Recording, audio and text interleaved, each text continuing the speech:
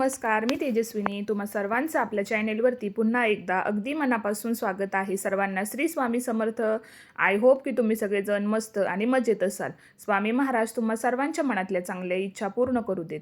तर आजचा हा जो व्हिडिओ आहे तर तो शेवटपर्यंत नक्की कंटिन्यू करा आणि व्हिडिओ तुम्हाला कसा वाटला ते सुद्धा कमेंट करून मला नक्की सांगा. आणि जर व्हिडिओ तुम्हाला आवडला असेल तर चॅनेलला लाईक, शेअर आणि सबस्क्राईब करायला मात्र विसरू नका. तर चला तर मग आजच्या व्हिडिओला सुरुवात करूयात.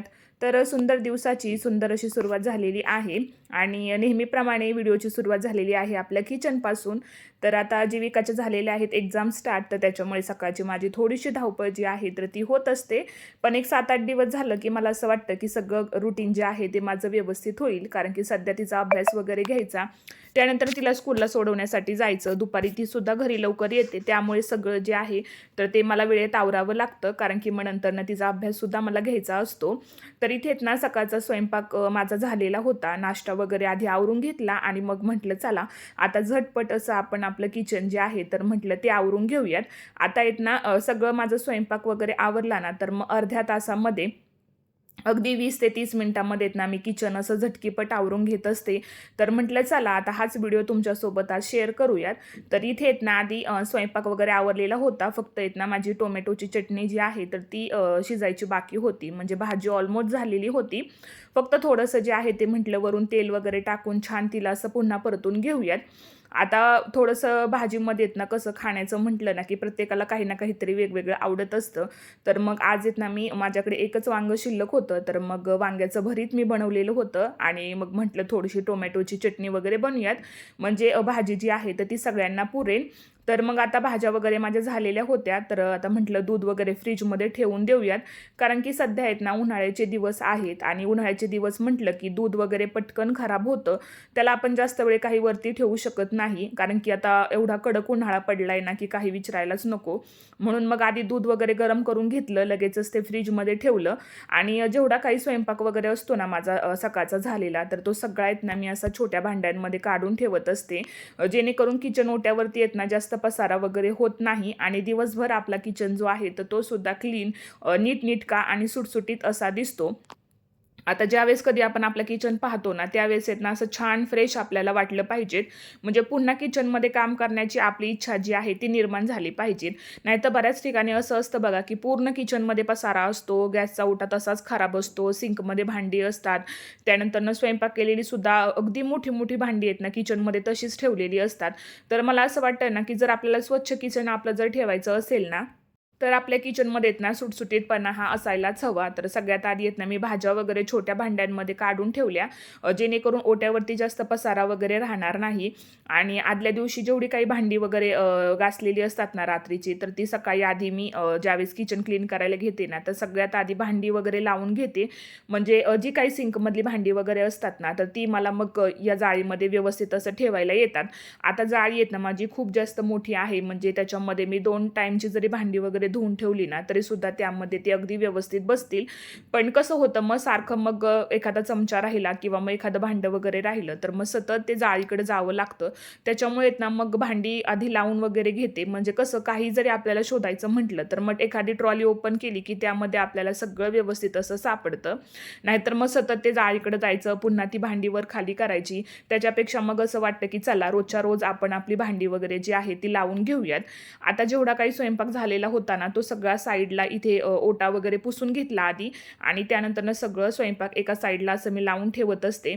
आता सकाळचा नाश्ता आहेत ना आमच्या इथे लवकर असतो, म्हणजे सगळे सकाळी घरातून लवकर जातात, त्याच्यामुळे ना सगळ्यांना लवकरच नाश्ता वगैरे लागतो. आणि मग दुपारच्या जेवणामध्ये मीच एकटी जेवणासाठी असते घरी, त्याच्यामुळे ना मग एकटीसाठी एवढं काही भांड्यांचा पसारा वगैरे होत नाही. आपलं जेवल्यानंतर एखादं ताटसुद्धा आपण वॉश करून नंतरनं ठेवू शकतो. त्याच्यामुळे ना मला सकाळची भांडी थोडीशी जास्त असतात, कारण की टिफिन असतो, त्याच्यानंतर सगळ्यांचा नाश्ता वगैरे असतो. आणि जसं की तुम्ही प्रत्येक व्हिडिओमध्ये पाहता माझा सकाळचा स्वयंपाकसुद्धा हा लवकरच असतो, कारण कारण की आमच्या इकडे सगळ्यांना लवकरच नाश्त्याची सवय आहे आणि नाश्त्यामध्ये असं दुसरं काही नसतं, चपाती, भाजी, भाकरी असं सिंपल मेनू आमच्या इथे असतो. त्याच्यामुळे मग स्वयंपाक हा लवकर करावा लागतो आणि त्याचीच तेवढी भांडीसुद्धा खूप जास्त पडतात. आता रात्रीचं जेवढं काही स्वयंपाक असतो ना, तर तो मी थोडासा मोजून मापूनच करत असते. म्हणजे जास्तीचं काही शिल्लक राहणार नाही याच अंदाजाने स्वयंपाक असतो. म्हणजे कसं जास्त भांडी वगैरे रात्रीची किचनवरती राहिली ना, तर मग ते खूप जास्त पसारा ओट्यावरती दिसतो. त्याच्यामुळे जेवढं आपल्याला लागते त्याचनुसार मी स्वयंपाक बनवत असते. आता कधी थोडा जास्त, कधी थोडा कमी जास्त इकडे-तिकडे हे होतच राहतं. पण तरीसुद्धा आपल्याला असं वाटतं, की सगळं जे आहे ते आपलं व्यवस्थित असं राहावं. अन्न शिल्लक राहता कामा नये. नाहीतर मग ते फेकून द्यायचं म्हटलं तरीसुद्धा खूप जास्त आपल्यालाच वाईट वाटतं. कारण की सध्या महागाई इतकी आहे, की एखादी वस्तू जरी किंवा एखादी गोष्ट जरी टाकून द्यायची म्हटलं तरीसुद्धा आपली काही इच्छा होत नाही. आता रात्रीचा आहेत ना, माझं संपूर्ण किचन मी क्लीन करूनच ठेवत असते. म्हणजे सकाळी उठल्यानंतर ना मला डायरेक्ट स्वयंपाकाला सुरुवात करता येते. तर आता आहेत ना, जेवढी काही सिंकमध्ये भांडी होती ना सकाळच्या स्वयंपाकाची, नाश्त्याची, ती सगळी आधी मी आहेत ना खरकटं वगैरे काढून घेत असते. जेणेकरून सिंकमध्ये आहेत ना पाणी ब्लॉक वगैरे होणार नाही. नाहीतर मग काय होतं, सिंकमध्ये भांडी तशीच राहतात आणि आपण तशीच जर ती वॉश करायला घेतली ना, तर पाणी पूर्ण खाली असं ब्लॉक होतं किंवा मग सिंक लीक व्हायला सुरुवात होते. नाहीतर अचानकच पाईप लीक होतो. अशा गोष्टी घडतात. त्याच्यामुळे ना मी आधी सगळं जे काही सिंकमध्ये खरकटं वगैरे असेल ना, ते एका साईडला असं काढून ठेवत असते. पूर्ण सिंक आधी घासून वगैरे घेते. कारण की कसं स्वयंपाकाची भांडी असतात, भाज्या वगैरे बनवलेल्या असतात. मग ते तेलकटाचा थर वगैरे राहतो. त्याच्यामुळे आधी ते क्लीन करून घेते. त्यानंतर भांडी घासून वगैरे मग स्वच्छ धुवून वगैरे घेत असते. आणि हे ना मला असं वाटतं की सोपं जातं. कारण की पाणी वगैरे काहीच ब्लॉक होत नाही आणि अगदी झटकीपट आपली भांडीसुद्धा पटकन क्लीन करून होतात. आता स्वयंपाक झालेला होता, तर म्हटलं चला गॅसची शेगडीसुद्धा आता म्हटलं क्लीन करून घेऊयात. आता 2 दिवसातून एकदा किंवा जसं मला जमेल त्या पद्धतीने मी ते क्लीन करत असते. आता रोजच्या रोज जर जमलं ना, तर मग मी ते रोजच्या रोज क्लीन करते. पण एखाद्या दिवशी असं होतं की थोडंसं आपण एक्स्ट्राचं काम वगैरे काढलं की मग त्या दिवशी मग मी फक्त ते क्लीन करून घेते आणि ओटा वगैरे पुसून घेते. आता आज आहेत ना माझ्याकडे वेळ होता म्हणून शेगडी वगैरे जे आहे ते सगळं क्लीन करायला घेतलं. त्याच्यावरच्या जाळ्या वगैरे ज्या आहेत ना, तर त्यासुद्धा मी क्लीन करून घेतल्या. आता गॅसची शेगडी आहेत ना, मी सगळ्यात शेवटी क्लीन करायला घेत असते. कारण की काय होतं, सिंकमध्ये भांडी असतात आणि मग गॅसची शेगडी आहेत ना, अशी खूपच जास्त आपली खराब होते. कारण की कधी-कधी चहा वगैरे उतू जातो किंवा दूध थोडंसं उतू जाऊ शकतं. भाज्या वगैरे फोडणीला असतात. मग ते शेगडीवरती खूप सारा पसारा आपला जो आहे तो होतो. पिठाचा म्हणा किंवा तेलकटांचा. थोडंसं चहा वगैरे उतू गेलं की मग शेगडी वगैरे खराब होते. त्याच्यामुळे मग मी काय करते, सगळ्यात शेवटी शेगडी जी आहे ती क्लीन करायला घेते. जेणेकरून ती मला व्यवस्थित क्लीन करता येईल. आणि कसं सिंकमध्ये मग भांडी वगैरे असली ना, तर मग ओटा वगैरे मला काही व्यवस्थित क्लीन करता येत नाही. त्यामुळे आधी काय करते, सगळी भांडी वगैरे क्लीन करून घेते आणि त्यानंतरनं मग ओटा वगैरे जो आहे तर तो मी क्लीन करायला घेते. आता आहेत ना सगळं पाणी वगैरे आहेत ना, मग हे सिंकमध्ये व्यवस्थित असं जातं आणि सिंकमध्ये मग जास्त तेलकट वगैरेपणासुद्धा राहत नाही. म्हणजे कसं सगळं व्यवस्थित असं क्लीन करून घेतलं तर मग बरं पडतं. आता इथे आहेत ना स्टाईल वगैरेसुद्धा मी लगेचच क्लीन करून घेत असते. आता जास्त काही वेळ लागत नाही बघा. अगदी 2 ते 3 सेकंदाचं काम असतं. म्हणजे ज्यावेळेस आपण शेगडी पुसायला वगैरे घेतो ना, त्याच वेळेस लगेच मी इथे थोडंसं जे आहे ना स्टाईलवरती पुसून वगैरे घेत असते. म्हणजे ना आपल्या ओट्यावरती जो आहे तर तो तेलकटाचे जे डाग वगैरे असतात ना, तर ते राहत नाहीत. नाहीतर काय होतं, फोडणी वगैरे दिली ना, की मग ते तेलकटाचे डाग तसेच राहतात. आता जर ते तुम्ही लगेच क्लीन केले ना, तर ते पटकन निघतात आणि जर तुम्ही ते तसेच ठेवले, ते क्लीनच नाही केले ना, तर मग जेव्हा तुम्ही क्लिनिंग करायला घेता ना किचनची डीप क्लिनिंग, त्यावेळेस आहेत ना ते घासून अक्षरशः आपले हात जे आहेत ते गळून जातात. त्याच्यामुळे तर माझं तरी असंच असतं, की जेव्हा कधी किचन ओटा माझा क्लीन करायला घेते ना मी, तेव्हा मी नेहमी इथे मागे ज्या स्टाईल आहेत ना, तर त्याच्यावरती असं नॅपकिन एक हात वगैरे मारून घेत असते. म्हणजे काही तेलकटाचे डाग असतील किंवा काही फोडणी वगैरे उडलेली असेल, तर मग ते लगेच क्लीन होऊन जातं. म्हणजे कमी वेळेमध्ये काम होतं. अगदी बघा 2 ते 3 सेकंद लागतात. म्हणजे फक्त आपण एखाद्या नॅपकिनचं एखादं जर किचन क्लिनिंगचं नॅपकिन जर तिथे फक्त असं पुसून वगैरे घेतलं ना, तरीसुद्धा ते पटकन क्लीन होतं.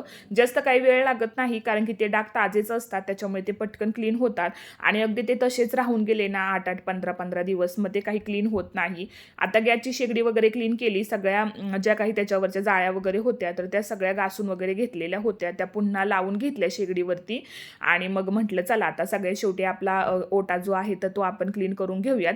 आता इथे ना सिंकचा एरिया रोजच्या रोज मी क्लीन करून घेत असते. जास्त काही वेळ लागत नाही, एखादा मिनिटच लागतो आणि सिंकमध्ये भांडी वगैरे घासल्यामुळे ना पूर्ण स्टाईल वगैरे या तेलकट होतात किंवा आजूबाजूचा जो भाग असतो सिंकचा एरियाचा, जसं की नळ म्हणा किंवा साईडला कडप्प्यावरती सुद्धा बरेचसे तेलकटाचे डाग असतात. मग ते सगळं मी व्यवस्थित असं क्लीन करून घेत असते आणि मग घासणी वगैरे जे आहे तर ते सुद्धा स्वच्छ धुवून घेते, जेणेकरून त्यामधून वास जो आहे तर तो येणार नाही. नाहीतर मग काय होतं, जर त्याच्यामध्ये लिक्विड थोडं जरी राहिलं ना तरीसुद्धा बघा नंतरनं त्याचा वास यायला सुरुवात होते. आता आहेत ना 20 ते 25 मिनिटात सगळं हे माझं काम जे आहे ना तर ते होऊन जातं. अगदी अर्धा तासात सगळं किचन माझं क्लीन होतं आणि जास्त काही वेळ लागत नाही. एकदा करायला सुरुवात केली ना आपण की मग छान वाटतं. म्हणजे आपल्याला स्वच्छतेची जर आवड असेल ना तर मग कितीही तुम्ही क्लिनिंग करायला घ्या, तुम्हाला ती कमीच वाटते आणि तुम्ही ती जास्त पद्धतीने कराल ना तितकं ते तुम्हाला आनंदसुद्धा देतं. तर आता इथे मग सगळ्यात शेवटी सिंक वगैरे जे आहे ते सुद्धा घासून वगैरे घेतलं, जेणेकरून त्याला सुद्धा काही तेलकटाचे चिकट डाग वगैरे राहणार नाहीत. आणि छान अशा पद्धतीने बघा माझा किचन मी क्लीन केलेला आहे आणि अगदी अर्ध्याच तासात माझा किचन जो आहे तो क्लीन झालेला आहे. आता असा सुटसुटीत, मोकळा आणि असं छान सुंदर किचन पाहायला सुद्धा बघा किती छान वाटतं. म्हणजे मन अगदीच प्रसन्न होऊन जातं आणि असा स्वच्छ ओटा पाहिला ना की मग अशा किचनमध्ये किती काम करावं असं आपल्याला होत असतं. आणि मला वाटतं की प्रत्येक गृहिणीचं हे स्वप्न असतं की आपला किचन जो आहे तो नेहमी स्वच्छ आणि टापटीपच असला पाहिजेत. आणि असा किचन पाहिला ना की मग माझा सकाळचा जेवढा काही कामाचा थकवा असतो ना तर तो अगदी क्षणात निघून जातो आणि असं किचन पाहायला मला सुद्धा खूप जास्त छान वाटतं. आता घरामध्ये वावरताना आहेत ना मग असं किचन पाहिला ना की खूप मस्त फील होतं. तर आता तुम्ही बघू शकता सगळा ओटा वगैरे मी क्लीन करून घेतलेला आहे. अगदी स्वच्छ सगळं असं घासून पुसून घेतलेलं आहे. तर चला आजचा व्हिडिओ मी इथेच एंड करते. आजचा व्हिडिओ तुम्हाला कसा वाटला कमेंट करून मला नक्कीच सांगा. व्हिडिओ आवडला असेल तर चॅनेलला लाईक, शेअर आणि व्हिडिओला हाईप करायला विसरू नका. उद्या पुन्हा भेटूयात. तोपर्यंत सर्वांना श्री स्वामी समर्थ.